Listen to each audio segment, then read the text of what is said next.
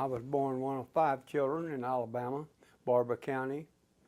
My name is Doyle Dykes, and I'm born in 1928, the 22nd.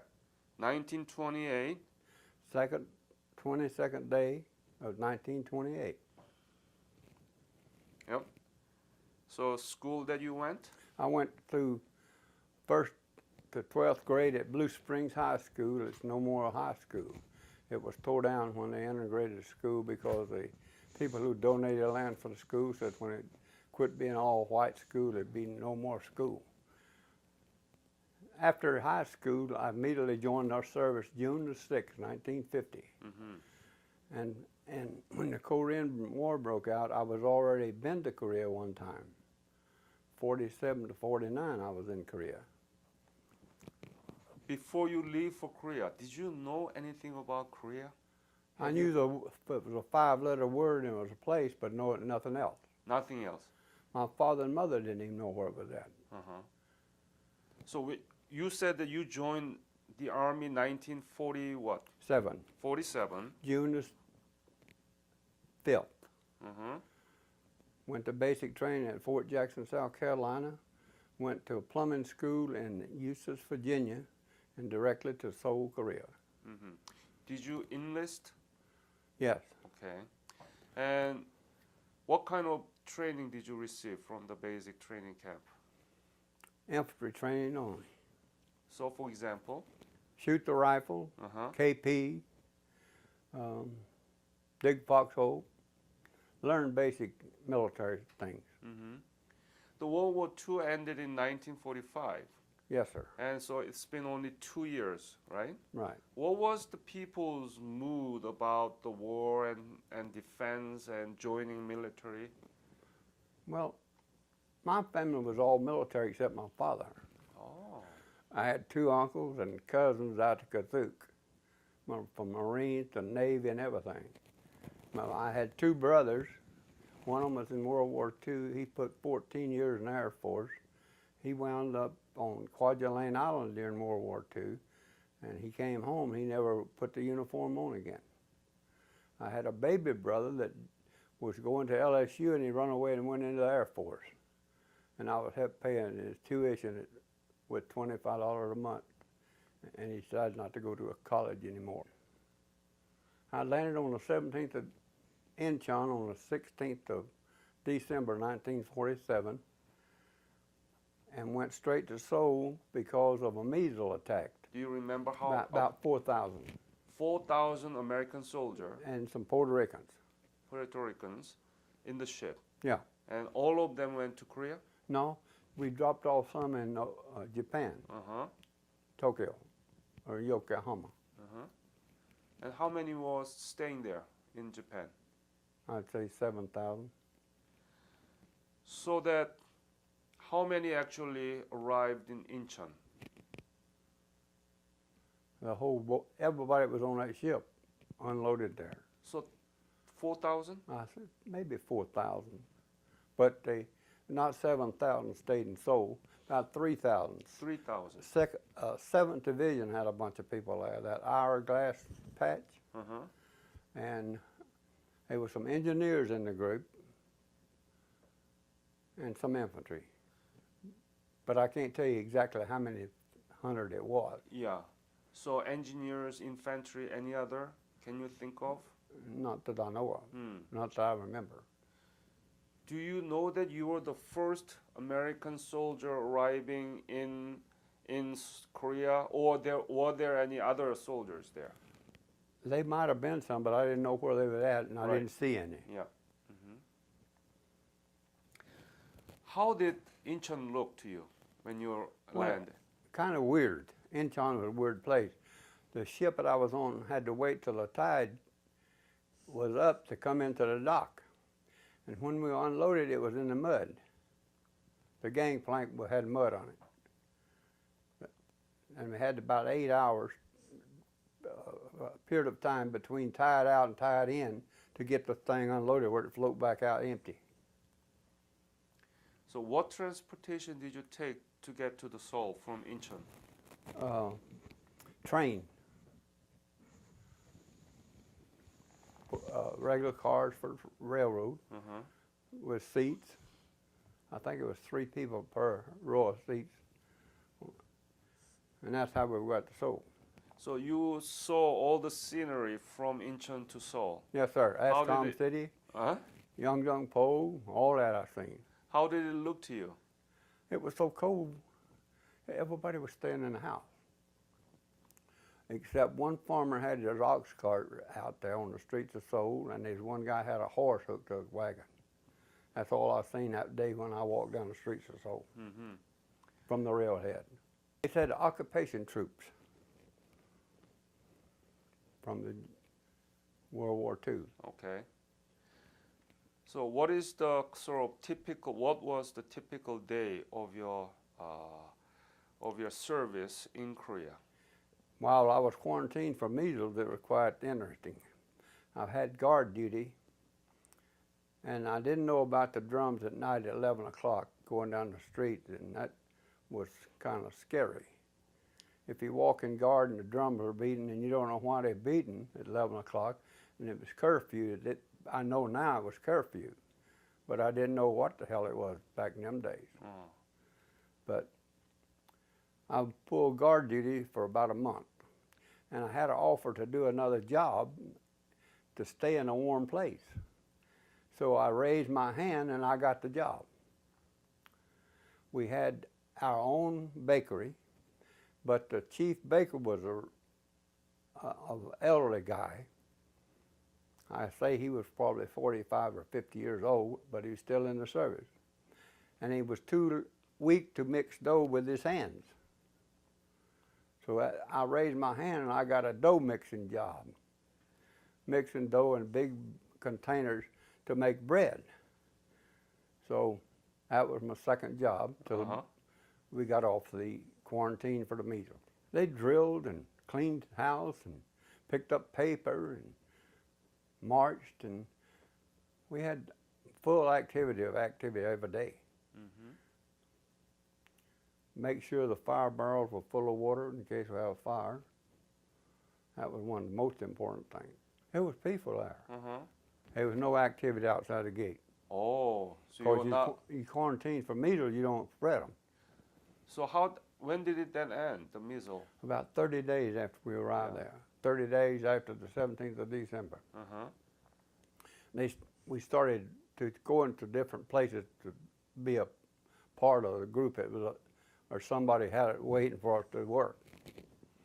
I went to Po after the measles attacks. What did you do there? I was in charge of 35 plumbers, about 35 carpenters, and about 75 laborers, and we done all the maintenance for dependent housing in Seoul, Ascom City, and Po. I supervised all the DDT that came into Korea. DDT. Yes, Yeah. tons of it. Yeah. I had enough DDT to go from here to my pickup in 5-gallon buckets. There were. Stored in the engineer depot, see. Boy, it was a hot item for black marketeers. Who stole it? The American soldiers sold it to the Koreans. They got caught. So there are many fleas and stuff, right? Oh, yeah, mosquitoes. Mosquitoes too. Yeah, bad. Bad. Every bunk had a mosquito net for a guy. And in that bucket I can't find, I had a L-19 that sprayed DDT over Seoul. Had it flying over Batch Homes. But I couldn't find the book. Maybe I'll find it in a day or two. So when did you leave for state from Korea? I went to Japan from Korea. Uh-huh. When did you leave? Let's see. About August of '49, I went to Sendai, Japan, from post engineers to 13th Combat Engineers, 7th Division, overnight. I was tender as lettuce leaves. In 4 days, I was the toughest corporal walking. So while you stayed there from December 16 of 1947 and up to August of 1949, were there any political crisis kind of symptoms of collision, war, I didn't hear disorder? of any. I didn't hear anything. Anything? Not at all. The water, when I cut the water off, that was a major thing. I think it was August something. And we landed, and we didn't have any ammunition for the big guns. You landed in Incheon in August of 1950. Yeah. Uh-huh. And we had all the guns, but we didn't have no ammunition for them.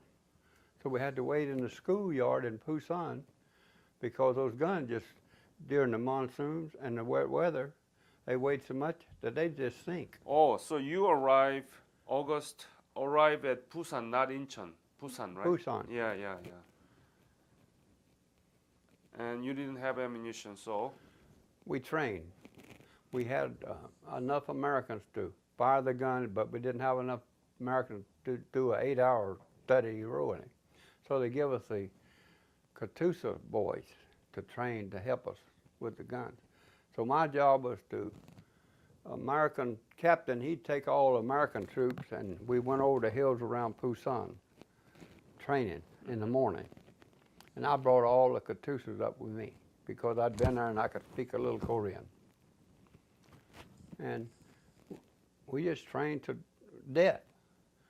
We wiped them guns down at least 4 or 5 times every afternoon.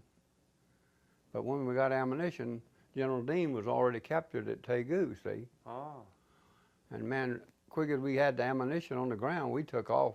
It was 12 guns. But when we got on the road, nobody else could come. You couldn't, when we went, the road had to be clear. Nobody could go this way. Mm-hmm. So when we found a place where we put 12 of them guns and all the gear, we parked them and put them in position and started firing. We went all the way to the Manchurian border with them. You up to Manchurian border? Yes, sir. Ah, so please tell me about this the battle in Nakdong River. Massive killing. What did you do? We just killed. When we fired the guns, it killed everything. We cut the grass. That bullet that's over on that picture, when it busted, it cut the grass in a football field size. Cut all the trees. And if you put the right fuse in it, the thing go off about 8 foot above ground. Anything in that area going down is dead. There were just lots and lots of people killed on the Nakdong River. And you finally defeated them, and then you were in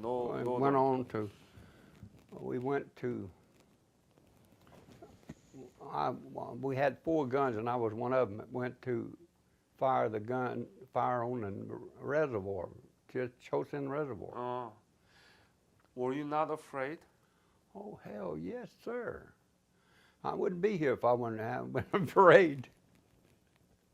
Yes, it was make your brain turn over 2 or 3 times.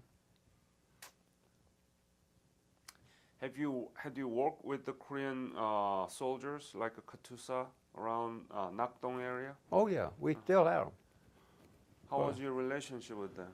I had good, man, I eat to go on just good. Eat the rice, the white rice, I can take tons of it. Not kimchi? No, not too much. I guess the most fun thing I ever done to Korean Katusha was they thought that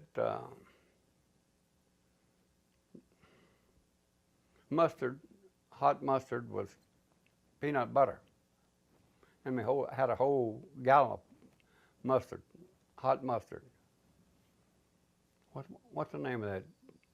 They got a mustard that's real hot. Anyway, the Katushas thought it was peanut butter. And I give them a big chunk of it. Of course, it was too hot from it was hotter than kimchi. So he was on fire. Yeah. We were in Kaesong when that happened, I remember.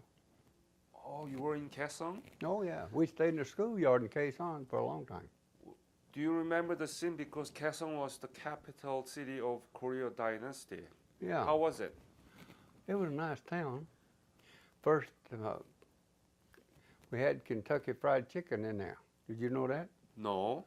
Yeah, there was a Kentucky Fried Chicken, but It was gone when we got there, but they had KFC up here. Are you kidding me? No, I'm not kidding you. During the war, there was a KFC in yeah. Kaesong? Yeah, it was. Yes, sir. How come? I don't get it. I don't either. I just seen the sign. You saw the sign and the kind of Building. Yeah. building? Yeah. In the building, there Yeah. was a sign of KFC. See, up here.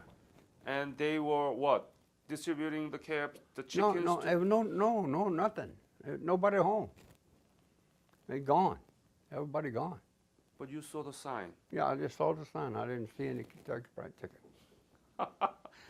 How do you think that it was there? I don't know. I don't know how long it would have been, but it looked kind of weather beaten, the sign. Did you see any palace, old ancient buildings around Kaesong? I seen them, but I didn't have time to go look at them. Mm.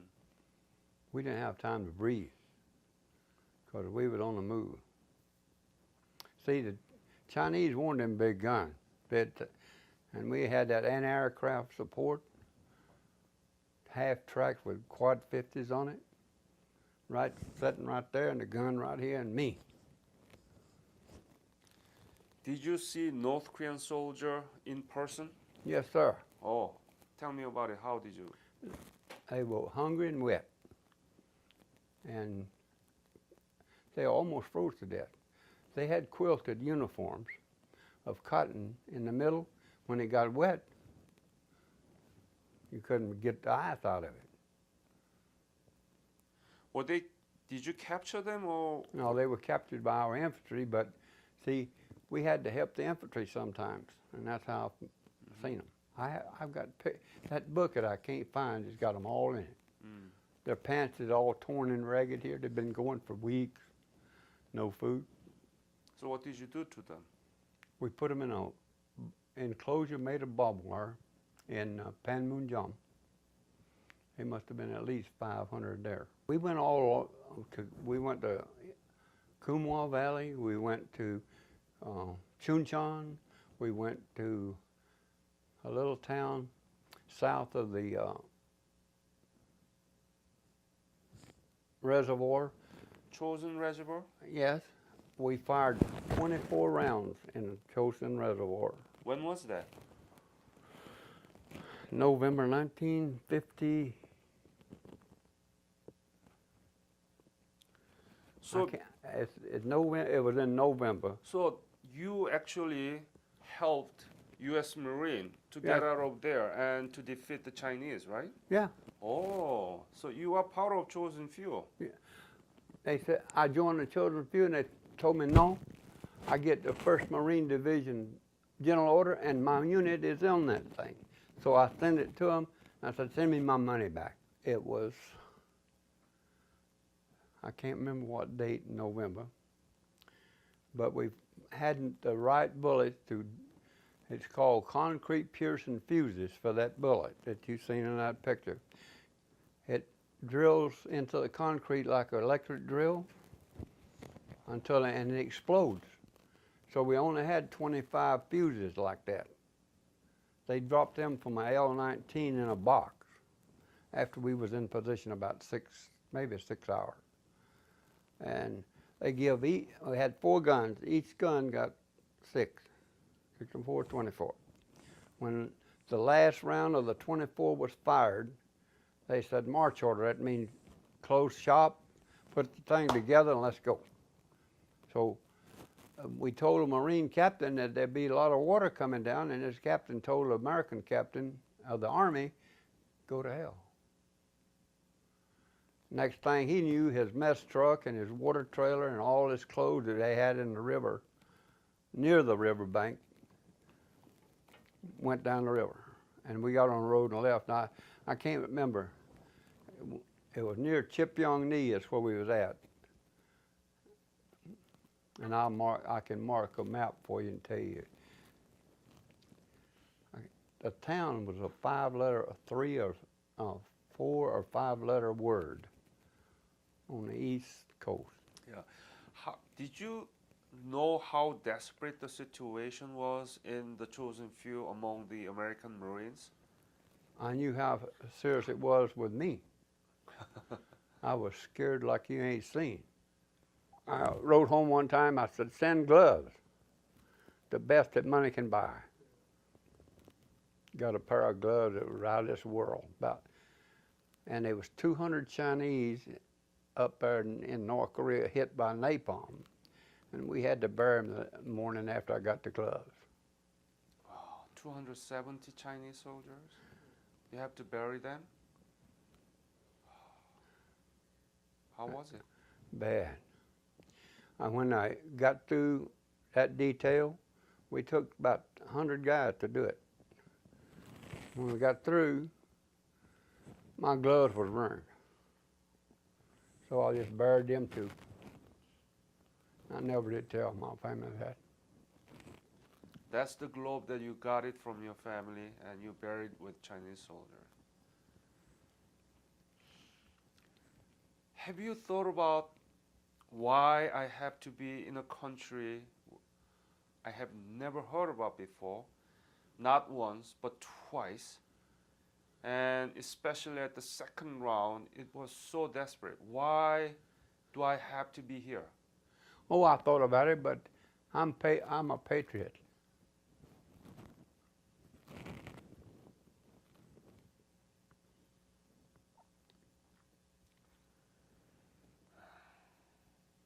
So you withdrew from Chosen and came down to Seoul? No, we stayed in North Korea, but I don't know where we went. But ultimately you came down to South Korea, right? In November the 27th, 1950. We was going back to Busan, but we never made it because the Kunari Pass. And we lost men and guns, and I lost a Jeep. And it took us about 3 weeks to get back to Busan to refurbish the guns and get it all set up again. Oh, so you came down to Busan? Yeah. Not Seoul or Incheon? No. Why do you have to go for such? I don't know. That was the commander's order. I didn't have no. I know one reason we went because I had to get in a hard stand for those guns. Hard ground. So after that, what happened to you? We started back up, go north, and we went almost to the Manchurian border the second time. Manchurian border? Yeah. After that, no. We went way up north, yeah. I wish I'd have brought a map with me. But after you withdraw from Manchuria and Chosen Few, you never went up to North Korea, right? Yeah. You did? Yeah. Huh. I left October 1951 in North Korea by truck and went to Incheon. Incheon. Yeah, and got on some kind of little fishing boat and went to Japan, and they took all my money and all my junk, give me a new pair of shoes, new socks, new clothes, cut my hair. Didn't give me much money, but I was happy. How much were you paid? Well, it depends on your rank. My first tour in Korea, I was making $17 a month. $17 a month.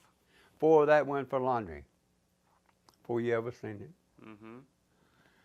By the time I'd made E6, I was drawing about 300 for. You mean monthly? Yeah. When? 1951. You got $300? Yeah. So what did people say when you got back to the United States? Oh, we're glad to see you, boy. Glad you're alive. Would you speak at the Chamber of Commerce meeting tomorrow night? No. I ain't talking. I never did go to that. Why? I didn't want to. I had a girlfriend in Oklahoma, and I was getting ready to marry her, and I wanted to stay with my mother and daddy. I didn't need to be running around at night. So you had a girlfriend while you were in Korea? Yeah. Ah. Did you talk to her through letters? Oh yeah, every day, every time mail would come. She wanted me to marry before I went, and I said, no, Uh-huh. I'm not going to do it. Anybody going to get my insurance will be my mother. That made her kind of angry. Do you have any comments about young generation about Korean War? I would like for all the young ones to know what's going on and how bad it was. It was never published in any history book or nothing else that I know of. Why people say the Korean War is forgotten? Well, I don't know, but I never forgot it. You never forget, no? I was there to help the people, and I think we done it.